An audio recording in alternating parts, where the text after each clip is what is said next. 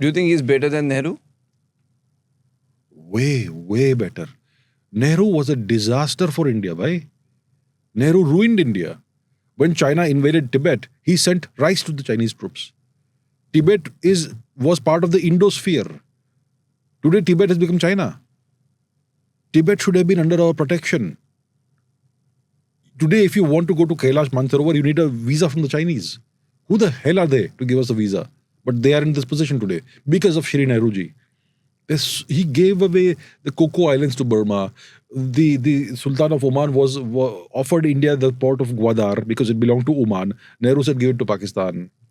The Americans and the Soviets on multiple occasions requested India to take the permanent seat on the UN Security Council multiple times. And Mr. Nehru every single time said, please give it to China. Give it to China. Then we'll talk about India. I could go on about Mr. Nehru. The worst prime minister we've had in the history of India. Worst. Mostly people talk about if today we see AIMS and IITs, it is because of A Nehru's. signature. A signature on a piece of paper. Anybody can do that. So, what's the big deal?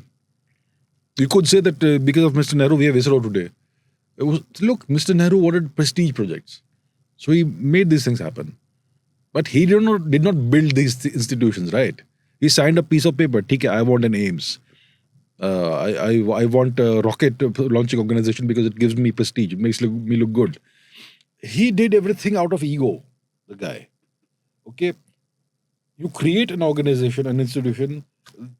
That institution is built by the people who are in the institution. Right? And many of the institutions that we have were inherited by the from the British occupation of India. Many of them, right? For example, the IAS. It used to be the IFS.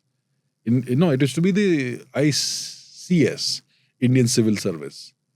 So a lot of these things were just inherited from the British occupiers. Another conversation is around that during those times when just after the partition, the country was the most unstable ever, and to capture the essence and bring laws during just that stage was maybe something very difficult for a prime minister to. Well, when the country is transitioning from foreign occupation to freedom, there's gonna be a difficult period of time. That's why we need good leaders at the time, right? There'll be chaos of some sort. There was a chaos of partition, right? We had violence. We are told that it was a two-sided violence. It wasn't, but it is what it is. So when you transition from foreign occupation to actual self-rule, there's gonna be issues for a decade or so. And you need a good leader to be at the helm of the country at the time, don't you? And yeah, so. Right. Do you think that what would have happened if Sardar Vallabhbhai Patel would have been the prime minister? Would have been somewhat better, significantly better probably, because he was a realist. He was not an idealist. He was not somebody with his head in the clouds. Mr. Patel had written to Mr. Nehru about what he could see, what he could foresee the Chinese behavior towards India, right? What it would be like. He had written to Mr. Nehru that the Chinese are not our friends. We should not be under any illusions. The Chinese are acting themselves like an imperialist power, right?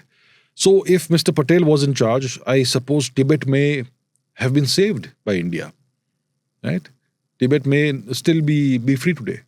And definitely there would have been no Aksai taken over by China and that sort of thing.